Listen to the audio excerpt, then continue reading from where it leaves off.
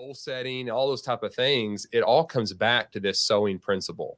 Like I if you love set a goal, that. well, you got to sow to get to that goal, right? Yeah, I love that idea of talking about it from standards. I hadn't thought about it from that perspective, but and goal setting I think about a lot because I grew up in a very goal centric home. We were very much encouraged to get goals and write them down.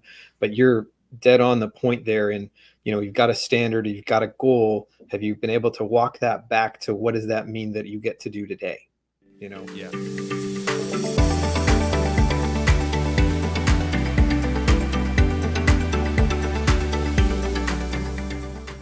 Thank you for coming in for another episode of Growth Talk. Today, I'm super excited. I get to have a conversation with Jason Alcott. He is the author of The Sowing Principle. And if you have not picked this book up, I encourage you to do so. There is a link in the description to that off of Amazon. Please pick it up. And if you listen to this interview after it's over, you are absolutely going to want to read this book. Here's a quick introduction about who Jason is. Jason Alcott is a writer born and raised just outside of Vancouver, BC. He studied business at Trinity Western University, graduating with a Bachelor of Business Administration, and currently works supporting a great operations team in the construction industry. He began writing his debut book, The Sowing Principle, after recognizing the role that sowing and reaping was playing in his life and the impact this understanding could have on others. When he is not writing, he can often be found with his wife trying to wrestle their toddlers into car seats to go and explore all the adventures waiting just outside their front door. I hope you enjoy this conversation. And again, thank you for watching. Hey, Jason, thank you so much for coming in and just talking to me about your book, The Sowing Principle. I really appreciate it, man. I totally enjoyed the book. It's an awesome book. Yeah, thank you so much for having me. I'm excited to be here. I've been listening to your podcast, been enjoying what you're putting out there, and yeah, I think we're kind of very much on the same page in some of our thoughts and just about the future and where things are headed. And yeah, I'm excited to be here. I'm disappointed I couldn't fly all the way to Kentucky, but this will have to do, right? So yeah. Hey, I appreciate that. But yeah, I would have been loved to see you in person. That would have been great. But yeah, how cool would yeah, that be? a little bit of cross country flight would be required for this. And Yeah, technology has exactly. brought us into an arena where we can do this relatively easily through good old technology like Zoom and StreamYard and stuff. So it's cool. Yeah, it's cool. So Jason, before we kind of get into the book itself, if you don't mind, let's talk about kind of your early life, growing up, siblings, wife, things just about you, and ultimately kind of what life was like for you before you wrote the book, and kind of give us an idea about that. Yeah, for sure. So I'm 41 now, and I live just outside of Vancouver, Canada. I've been married for 6.5 years, coming up on 7 years, actually pretty quick. And I've got three little girls. I got a 5-year-old, I got a 3-year-old, and I got a 4-month-old baby girl. So I am Ooh, busy in busy. that part of life, and it's awesome. It's fun. It's a blessing. My wife takes the most of that because I still get the opportunity to go to work every day, and she's but the girls are just the biggest blessing, right? It's full on, right? Yes. When they're that age. So, but a lot of fun, and I didn't even realize how much fun it would be to kind of be a dad and to be a dad of 3 girls. I mean, yeah. So, watch out! Here comes the world, right? So, but I grew up in this area in close to Vancouver, and my parents were kind of born and raised in the area as well. So, kind of roots here on the West Coast. And I grew up in a Christian home. My parents became Christians when I was younger, and so that was kind of a Christian home. But they were learning as Christians, right? They were new Christians, new to the faith, as they sort of grew up. And so we grew up together. We were part of Christian schools. I've got two younger sisters, one who's 2.5 years younger than I am, and one who's 14 years younger than I am. She's actually adopted from China, Oh, and so awesome. she's awesome. She just recently got married about a year ago, and so kind of grew up in that setting. But that sort of and so kind of had that in the background. There's various points in my life where my faith became more of my own in different degrees. There was definitely a phase through like high school and kind of wrapping that area up, where I went to a Bible school in Sweden for a year, and that was obviously impactful in my life, and sort of again my faith becoming more of my own.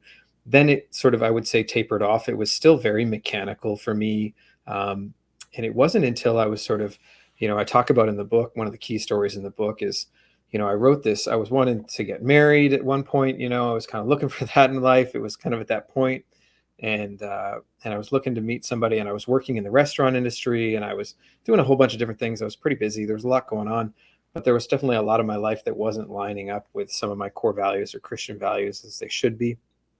And I wrote Mm, this list of, the features and kind of the things that I was looking for, characteristics I was looking for in a future wife.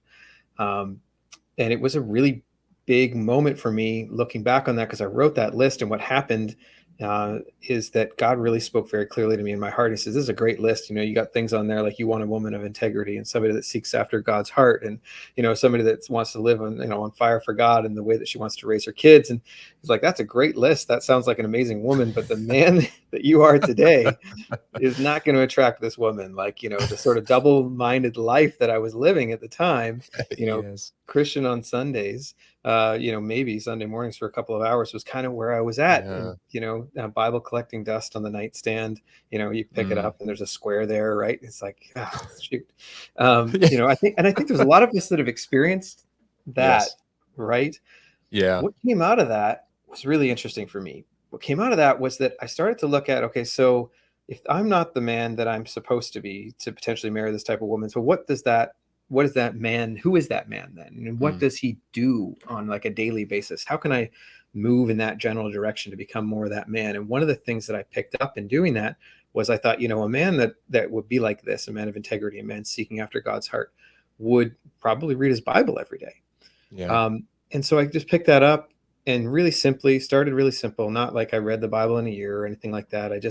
I started out, reading a proverb a day and, expanded beyond that, gave myself a lot of grace for days that were missed.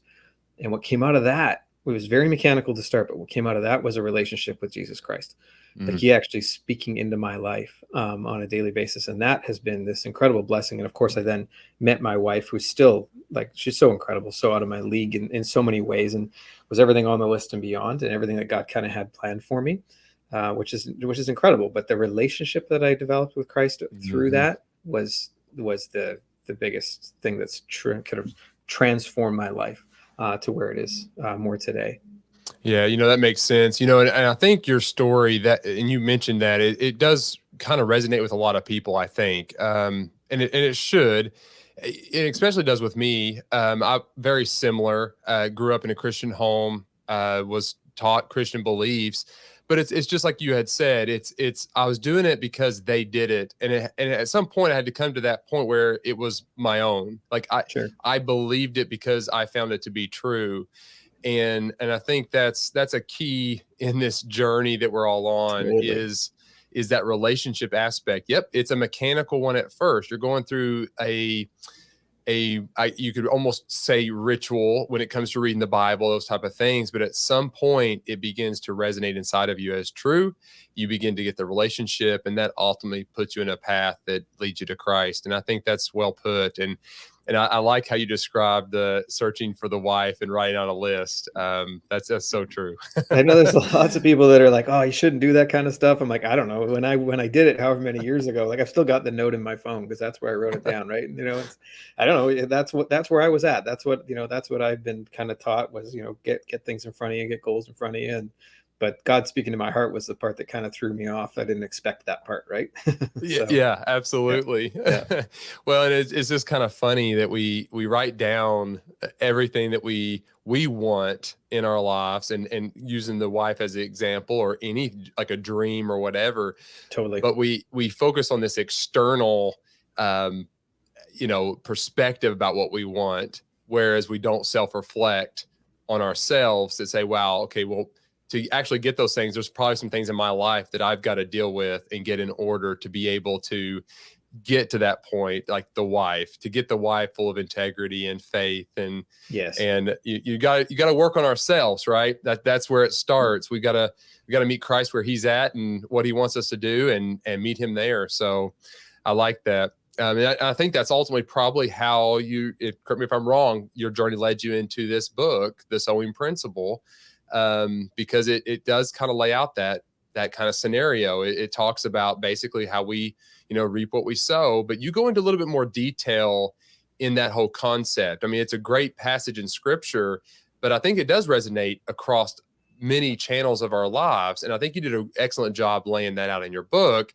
But before we kind of get into the meat of that, why don't you share a little bit, just a quick kind of overview concept about what the book was written about and kind of who it was for and those type of things. Yeah, absolutely. So the sewing principle, I'd wanted to write a book for a long time, which I think apparently a lot of people want to write a book. Yeah. I heard a stat the other day, 81% of people would like to write a book one day. So I want to sit here and just say that if that's you, I want you to know you can do it, because if I did it, you absolutely can do it. There you go. It's good. And you know, I wrote it using the principles that I wrote about in the book. That was the only way that thing came together, was little tiny bits at a time, right? So, but it's yeah. So the sewing principle, I wanted to write it. It's really a framework for looking at everything that God has blessed you with. When you think about, you know, your time, the ability to control your thoughts, your words, your actions, the gifts and skills and talents that God's given you. How do you look at those things and then apply them in your life in such a way that they're moving you towards God's purpose in your life? And that's, I wanted to create a framework around that be able to have, you know, the language and the conversation around what are we doing with the gifts that we've been given, and how are they sowing towards God's kingdom. And so I grew up reading a lot of books, leadership books, personal development books, and there's a couple of great books. One of them is called The Slight Edge by a gentleman by the name of Jeff Olson, and another one's called The Compound Effect by a gentleman by the name of Darren Hardy. They talk about very much similar things, and it's a lot of what's in the sowing principle as well. And it's really diving into the little tiny steps that we take on a daily basis and how that can shift the trajectory of our life over a long period of time. And That's good. so often people are looking for, and our culture is really big on this, you know, it's 30-day abs, it's a juice cleanse and you're fixed in 2 weeks, right? Like we're looking Yes. and told to look for a very quick fix, silver bullets, you know, get rich quick, whatever it is, whatever you want to talk about. And so I loved this concept of, you know, these little tiny steps growing and changing the trajectory of my life. And I recognized that as much as those books that I mentioned were talking about financial and, you know, career success, that this was impacting every area of my life, and in a big way impacting my faith and my relationship with Christ, and in a big way affecting my marriage and my relationship and my ability to be a father, and my health, and everything is encompassed in this. What am I doing in the tiny bits of, you know, with the gifts that God's given me? How am I sowing sort of each day, each and every moment? And not that I've got it all figured out by any you know, stretch, but just that I'm continuing and being willing to learn on the journey. Yeah. And So that's exactly what it is. It's a journey. 100%. Yeah. Yeah. I think realizing that we are flawed and we have to work on ourselves. And it's not against the self-help category of books. I think they do help us to begin to dissect ourselves a little bit. But I think you're right. I think there's that self-gratification, that instant gratification that we have in our culture, that we just don't realize that to make drastic changes in our lives, to really truly work on ourselves, it is these small micro changes we've got to make over a long period of time before we start seeing those results.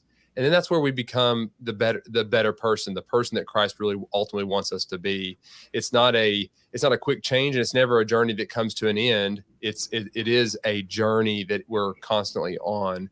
And I think being aware of that is key. We're never going to arrive, but we've got to continue to work on those things. And I think you did a good job laying that out. I think you really did. You simplified the concept in a way that broke it down into each kind of category of your life. And I'll have to agree. Like I didn't do the sowing principle as my life, but I did standards for my life. And and as I was reading your book, you know, I was like, well, you know, it's funny you say sowing, which is the biblical and really what it is. And I had standards, but that's exactly what I was doing through those standards. These were my non-compromising standards that I had for my life.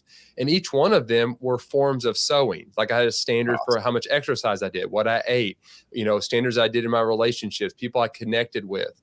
You know, these are things that I set up. But man, when I was reading your book, I was like, this correlates so well with that I was like, yeah, that's exactly what I was doing, but I didn't attach that sowing principle to it. So it actually took what I would call my standards for living into a true map that would say, like, look, if I continue to sow into these standards, then this is the results I'm going to get. And I think your book just did a great job kind of bringing that together. So like goal setting, all those type of things, it all comes back to this sowing principle. Like if you set a goal, well, you got to sow to get to that goal, right? Yeah, I love that idea of talking about it from standards. I hadn't thought about it from that perspective, but and goal setting I think about a lot because I grew up in a very goal centric home. We were very much encouraged to get goals and write them down. But you're dead on the point there. And you've got a standard, you've got a goal. Have you been able to walk that back to what does that mean that you get to do today? You know, Yeah. and I think that can be for some people that can be a bit daunting, but for me, I find that incredibly freeing because if I want to change my life, it's sometimes it's sold to us as you've got to make massive changes or massive shifts. And then you Yes. think that because you think, you want to become a healthier person. And you think, well, gosh, now I got to stop all of these things. Like, well, what about starting one thing that's positive on a consistent basis as compared to just making this wholesale change that you are now terrified of, so you don't even take the step? Yes. or Absolutely you start and you agree. quit because I joke a lot about the Bible in a year plans. I talk about those a lot, and I think it's Yes. great. Like, I encourage people, like, if that's what you want to do, go for it. But in my Yes. mind, personally, if I sign up for a Bible in a year and I do really great for the first week and the second week, and then the third week I miss a day, and the fourth week I Uh-huh. miss 3 days, and then by the time I get to the middle of February, I'm like 15 days behind. What happens for myself in those situations is I just quit altogether, and I'm like, well, maybe I'll Yeah. start again next January.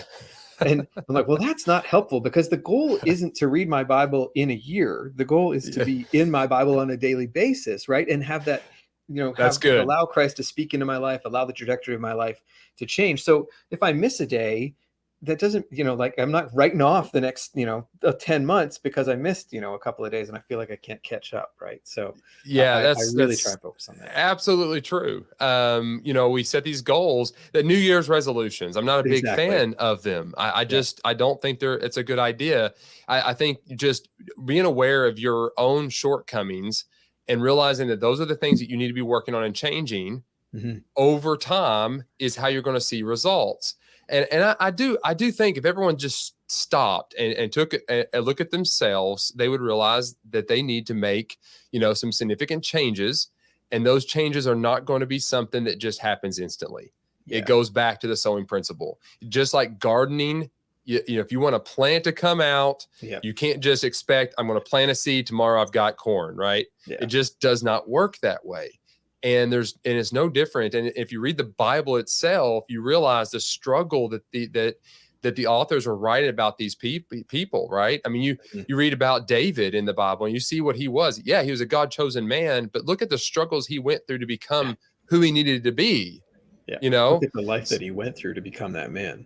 that's right. Yeah. There was a lot of refining fire. We're not very Um, good at self-reflection. we are At just least not good at self like, because I reflection. think, and not that we can't, it's just that we generally don't pause long enough to, like you said, exactly what you said. You're willing to pause long enough to take a look. It's not always pleasant. So I think that's probably why we don't do it. Yeah, people don't want to do that. They don't Yeah. want to see those things. But yeah. Well, let's get a little bit into the meat of the book now. Let's Sure. transition into Yeah. that. So, I'm going to read. You start off with a statement in the very beginning of the book. I'm just going to read this and then have you kind of talk about it. But Sure. it started off with this. It said the sowing principle is simply this: what we experience in life today and tomorrow is directly related to what we sowed yesterday and each day before it. Just expand on that. I know we've kind of been expanding on that, but that's a statement you start off with. I think it just sets the tone for the entire book. Yeah, I think, I mean, so I'm 41, and there's definitely been points in my life where I've woken up, and I would imagine this would be true for a lot of people, a lot of listeners, that you wake up and some days and you wake up and you go, how did I get here? Right? Like, how did I end up, in this particular situation? Maybe maybe it's financial, or maybe it's health or family, or and it's often when we're a gap between where we are and where we think we should be. Mm, And there's two options there. You get either the opportunity to take responsibility, which is what I'm trying to talk about in the book, for the decisions that I've made that have led me to this point, or you blame, and we blame the circumstances around us. You blame the government, yeah. the weather, the The blame whatever it game. is, right? Blame Hmm. game, and it's a circle. And so, yeah, that's really what I've realized in my life, and had to wake up and just take it, just be honest. I mean, obviously there are things in life that we don't, like if you have a terrible or horrible health diagnosis, I mean, there's things that I wouldn't wish on anyone, right? Or something happens. There are things that are outside of our control, but having a good understanding and grasp of what's within your control, Mm, and how those decisions that you've made have led you to where you are in this moment, taking more of an emphasis towards taking responsibility, I think is always going to serve us better, in my personal opinion. Man, So that's that, yeah. that's what I wanted to kind of start out the book with, is just like, hey, here's, if you're sitting in a pile of whatever, let's own it. and then Yes. and then let's take the book and let's do something about Yeah, yeah. And I think that even going back to the blame game, it. Hmm. we will justify our circumstances based on those external circumstances, right? It's like so and so caused me to do this, or this happened, therefore I couldn't do this, instead of looking internally. And in your book, you talk about the blame game, and really it sets up some major roadblocks for someone to actually grasp the concept of the sowing principle, Hmm. because you're making excuses for everything else around you. If someone was to watch the news and learn everything about the government, they spend their whole time talking about how bad everything is, instead of focusing in on the things that they actually have control over. They're never going to get past those roadblocks. There's something that's always going to get in their way because there's something else has caused this problem. The economy's crashing. We're talking about the housing market. It's in a major shift. So there'll be a bunch of excuses of why we can't buy homes or why I can't sell my house. But it'll never be that maybe the house is overpriced or these type of things, right? Totally. It's going to be that something else caused that. Yeah. So before we move on too, let's talk about the blame game a little bit. Why is understanding that blame game important to understanding the sowing principle, and how does that type of game limit us overall in fulfilling what God has basically called us to do with our lives? Like how does that, what's the consequences of the blame game? Well, the consequences of the blame game is that you give away your ability to take responsibility. Like you give that to someone else. When you blame the market, or you blame, whatever's going on around you for what's happening in your life, you're giving away the chance for you to do something about it. That's the big one. The other thing, Mm, though, is that, I talk a lot about, when what are you sowing on a daily basis? Well, you're sowing your thoughts, which turn into your words and your actions and your emotions. So you get the opportunity to control your thoughts. You can't think about two things at the same time. I talk about that in the book. And if you're mm-hmm. blaming something, then you're thinking about something. You're sowing your energy and attention and focus into something that's outside of your control, and you're planting weeds basically in the garden of your mind and in your body. And then we turn around and we go, how come I'm not getting any results, or why is nothing positive happening in my life? I'm like, well, you just spent the last 3 months complaining about the current president. I don't, Yeah, I get it, yeah. but we're all kind of going through it. And those are the kind of the big ones where, like, you're sowing that back into your life when you're blaming the circumstances and things like that are around you. Yeah, I think that's it. I think you cloud your vision, you cloud your judgment. Yep. You don't allow wisdom and logic and reason to enter in because you're Hmm. using all these external circumstances to define why things are the way they are. All self-limiting. Those are not. You're right. They're not sowing the right seeds. Totally. So just everyone's listening. Don't play the blame game, right? Take control, take ownership of your life, take ownership of that. Yeah. Um, And and the blame game's a tricky thing because it becomes a habit with people too. Like, I know people That's in my good. life that's a part of, kind of sort of like, it's a part of their persona because they've been doing it for so long. And it's not necessarily going to be easy, but what I recommend, and I've seen it recommended, and I've done this as well, like when I wake up in the mornings and I'm feeling anxiety, my go-to is I move my thoughts over to gratitude. And if you find yourself blaming a situation, switch your thoughts. Just start to get that trigger. Oh, I'm blaming something. I need to start to think about things that I'm grateful for. Because when you can just start to make those tiny shifts in your thought process, it's going to shift, kind of more of who you are. You're going to be more open-minded to the opportunities. You're going to see more of God's blessings that are in your life, as compared to pushing and blaming what's outside of you. It's easy to say and to talk about on a podcast. It is challenging to do, Yeah. but it Yes. can be done. And I Yes. think that's what people need to recognize, is that, yeah, you can do, you just because you've been blaming everything for, that's how you grew up, because that's how your Yeah. family was. You can change. It is possible. Yep. It absolutely is. Yep. All right. Let's break down the sowing principle. In the book, you talk about 4 pillars.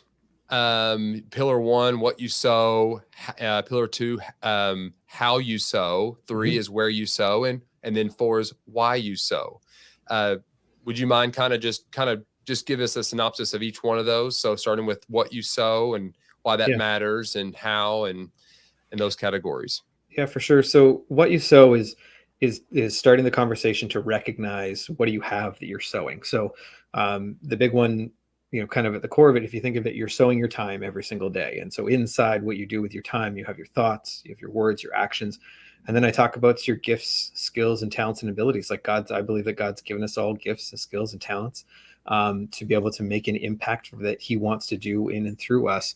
And so how are you stewarding those gifts? How are you stewarding the time that you're given, your thoughts, your words, your actions? That's what I want to be able to have language around that and be able to have you identify how that fits in, what that is as a part of your life. What are those things? What are the seeds that you have to work with?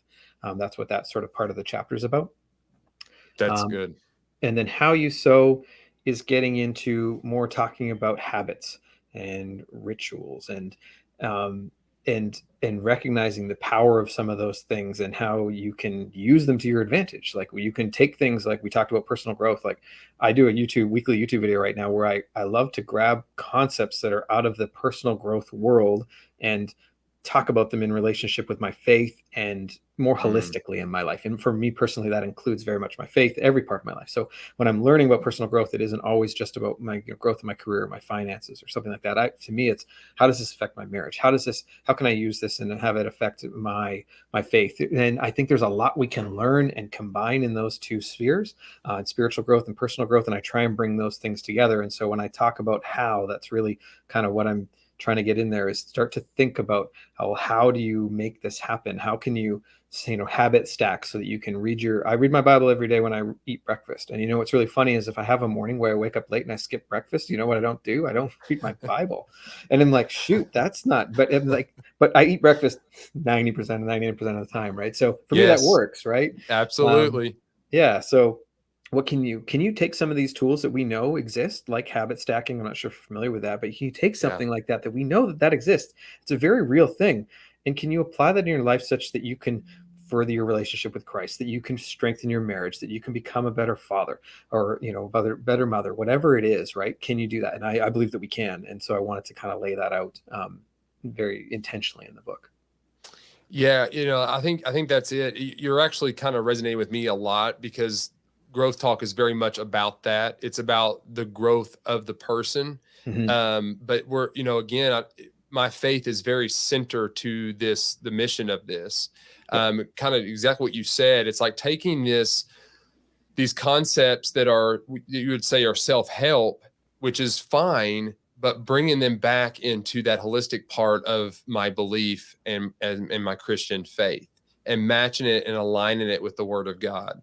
Yeah. And when the habit forming techniques and the journaling techniques and the goal setting techniques, Yep.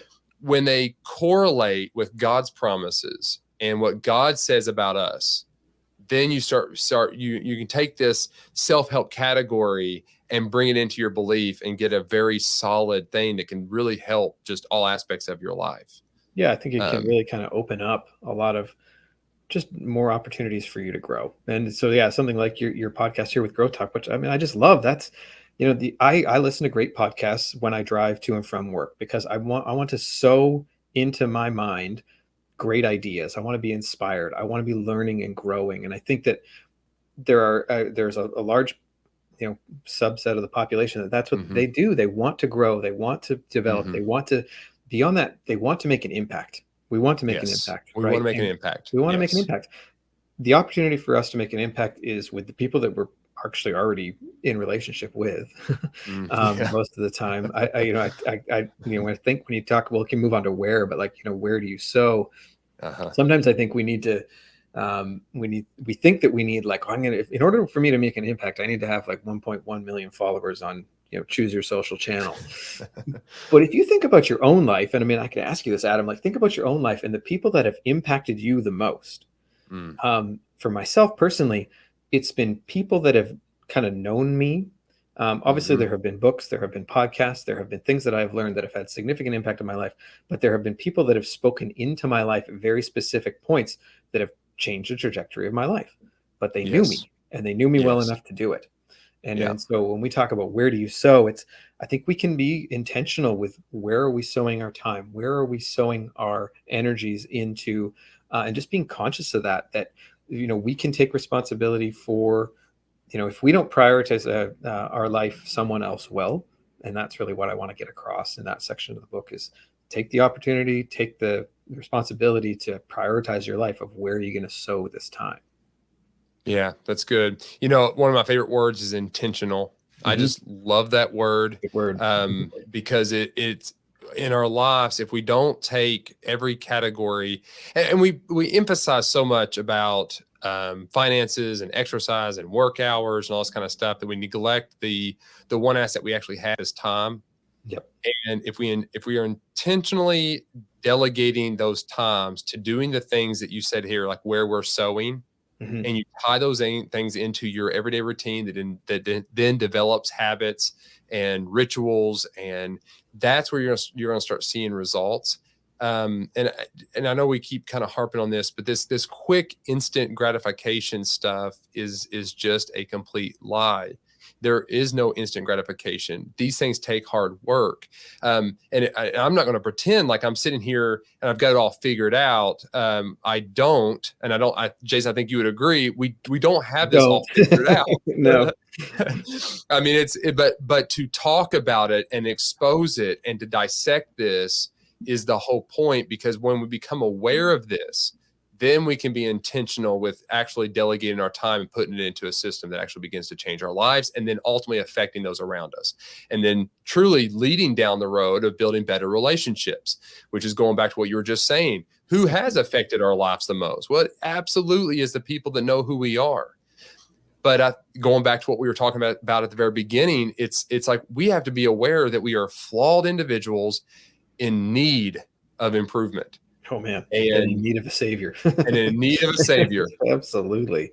Yeah. So it all ties in beautifully, and it's one of the best stories that we could ever preach on is the gospel, and all of this points right back to what Christ did and what he's continuing to do and what he wants us to do. This life is not our own, right? We're stewards of everything that we have, and every second we breathe, we're stewards of that time.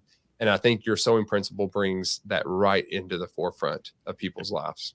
Just trying to bring it front of mind and, keep it in front. We keep bringing up this, instant gratification thing. And I love talking about that because it helps me to keep me reminded that I'm in this for the long game. What are the goals here? It's not the car, it's not the house. There's so much more. Yes. Right. And you get home and you play with your kids, and that really helps. But, great podcasts, great inputs in my life help to keep that frame of reference as well, because as soon as you turn around, somebody's trying to tell you, well, doesn't that car look great? And wouldn't you look great in it? Right. And I'm a car guy. I love cars. I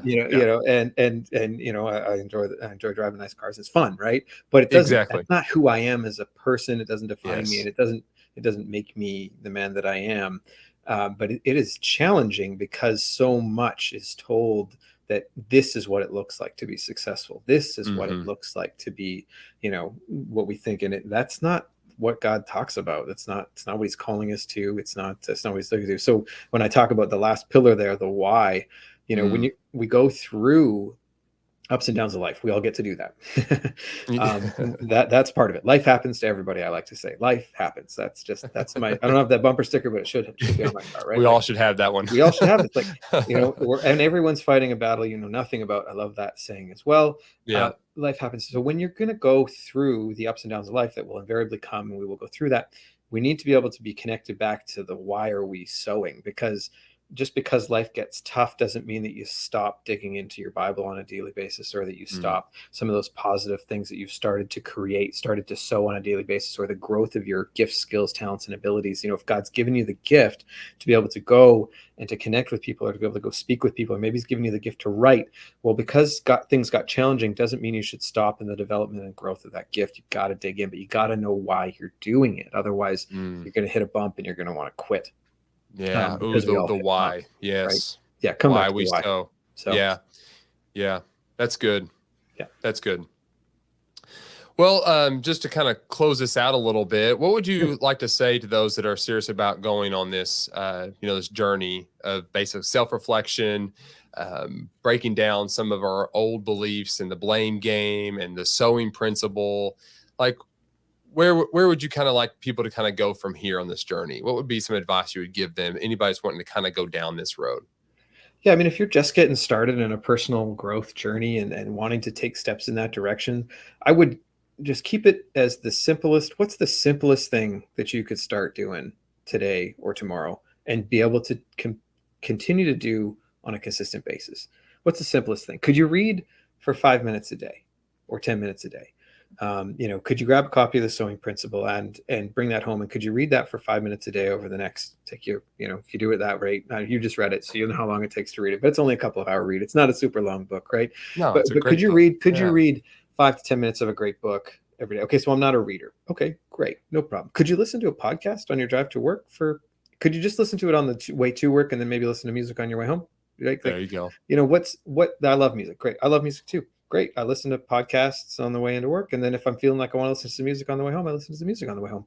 What's something that is a simple step that you take that, when you wake up 5, 10 years down the road, your life is going to look significantly different because you decided to sow into some growth and There you learning go. in your own life. That would be my encouragement to those that are there. There's so many. We live in a world where there's so much information available to us. I talk about that in the book. Like there's Yeah, no yes, lack yes. of information. Like that's not it. Like if it was a lack of information that was the reason between where you are and where you'd like to be, that's just not going to fly. That's not the case. Yeah. Right. It's But I think application, right? applications, are you going to be able to pick up that, whatever it is that you want to grow in, and actually do it with a consistency that's going to have an effect on your life over the next 5 years? You're looking for a quick fix. This is too often the problem. Yeah, I want to change my life by this weekend. And so I go to the conference, and I love conferences, but I go to the conference because I believe that's going to change my life over these next 3 days. You may learn what you need to learn in a conference over a 3-day period of time, and I think that's great. But the only way your life is going to change is what you apply coming out of it, right? Yeah. Ooh, you nailed it, man. Yeah. Yeah. Information overload, but application is missing. Totally. And Yeah. that's the thing. We need to slow down and begin to apply the things that we are learning. When we have something that really resonates with us, we're like, oh, you know what? I need to work on this. Yeah. We need to stop and actually begin to do that and work on applying that. I'm guilty of that, right? I mean, I read 100%. a lot of books. I read all of the time, but application is still a daily struggle. It's like, how do I apply this in? And I think even going back to your book, I think that's why it's just such a great read, man. Because what you end up realizing is after you read that, you're actually already applying the concept. What you have to do then is realize where you are sowing and begin to adjust that into the area that you need to be sowing in. Yeah. So it's like the application for your book is actually very doable because we wake up every day and we're sowing somewhere. We're sowing the relationships with our spouse, our kids. Like we're already doing this. Yeah. It's just kind of refocusing that and aligning it with where God wants us to be focused on, and sowing where God wants us to go within our gifts, like you said. And so I think that's just the beauty of this. When we start talking about application, your book can be applied.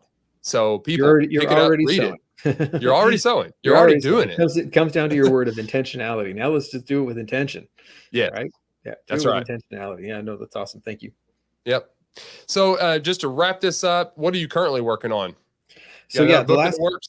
Another book is kind of framework, definitely would love to write another book. It's on the list. I came away from just before the book launched. I started doing these weekly YouTube videos, which I mentioned. I've really been pouring myself into that recently. I love that. I love the consistency of it. I love how much it forces me to clarify my ideas and to be able to share them with people. And so I do that weekly. You can Google Jason Alcott or head over to jasonalcott.com to kind of check that out. And those are just relatively short, 10 minutes or whatever like that, a week that you can kind of get uplifted and encouraged, and hopefully give you some tools to be able to continue on your personal growth journey. So that's what I'm kind of working on now, and I love it. So it's a blast. So. Well, that's awesome. Jason, thank you so much. Everyone, you can pick up his book on Amazon. I'll have a link to that in the description and the show notes for you guys to do so. I will also have links to get in contact with Jason, his website, and everything in the show notes as well. So be sure to reach out to him and connect with him. Subscribe to his YouTube channel. He's got some great content in there. You can see that he has got a lot of wisdom.